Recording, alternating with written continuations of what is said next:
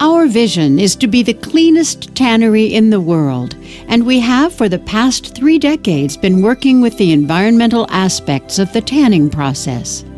To be the cleanest tannery doesn't mean to produce the cleanest leather, but to have a minimum impact on the environment and to be one with nature as a company. Let's take a closer look at our treatment process from an environmental point of view. In order to produce 1 hide of high-quality leather, we will now show what we put into the production process and also how we deal with the waste. The choice of correct raw material is part of our recipe for success. We use primarily Scandinavian cowhides. They are the most expensive in the world, but also the most beautiful. When the raw hides arrive to the tannery, they are treated with salt and weigh about 28 kilograms. The salt prevents bacterial attack during transport and storage.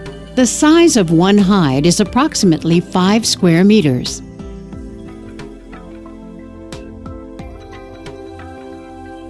Let's start with the transportation. The CO2 emissions from transport are usually a significant part of total emissions, but since 2000 they have been gradually reduced by 16%. That's because we primarily use Scandinavian rawhides, which are being sourced locally, and we're consolidating the deliveries of chemicals and other materials.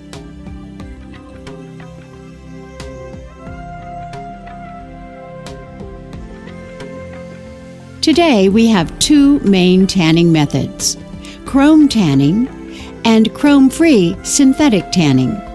From an environmental standpoint, there's no difference between the methods as long as we take care of the wastewater in a proper way.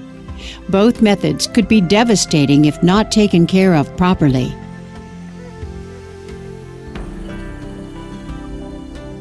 A tannery uses, on an average basis, approximately 50 cubic meters of water per ton of rawhides. We have today been able to reduce this to only 20 cubic meters per ton of rawhides. Using less water in the process also enables us to clean the wastewater in a more efficient way. Water is being supplied from the nearby river next to our tannery.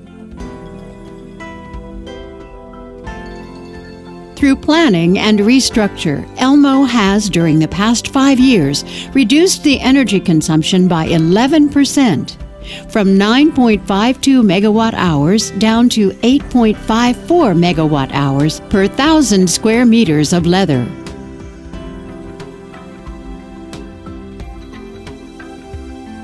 The result is the finest and the most environmentally friendly leather in the world.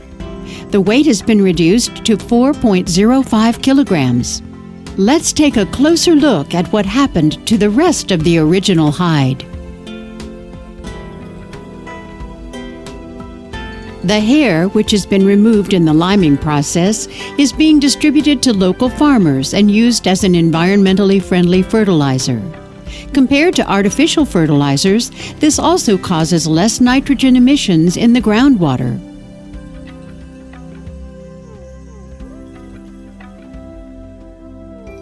The split is being sold to either the leather and die-cast industry or to the food industry, where it is being recycled into gelatin.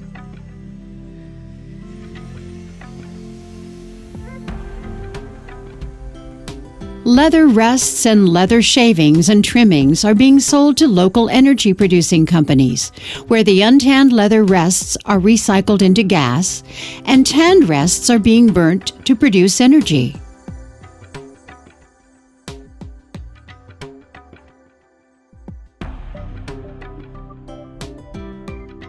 Other wastes, such as paper, metal, plastic, etc., are today recycled. The waste that is not being recycled has been reduced by 98% since 1994.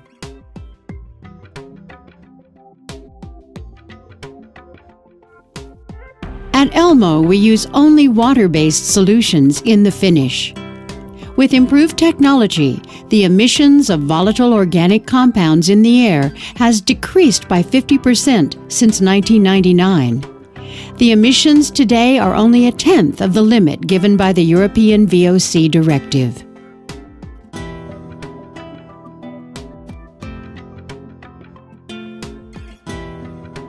At Elmo, we will contribute to long-term and sustainable development while continuously reducing the impact on the environment.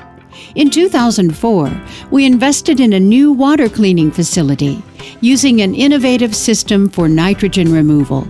The innovation of the plant is the implementation of a nitrification and denitrification step in the treatment of tannery wastewater. In the first step, the wastewater is pumped from the tannery into the first aeration tank, where microorganisms are grown to oxidize a great part of the organic matter and sulfide in the wastewater. Oxygen is supplied through aerator mixers to secure a stable operation. In the second step, the final purification takes place in the second aeration tank. The nitrogen is present in the wastewater mainly as ammonia. The nitrogen removal is a biological process performed in two steps: nitrification and denitrification. In the first biological process, the ammonia nitrogen is oxidized into nitrate. This process takes place in the presence of oxygen. In the second process, denitrification, the nitrate is reduced to gaseous nitrogen, which escapes into the surrounding atmosphere. The denitrification takes place under anoxic conditions where oxygen is not present.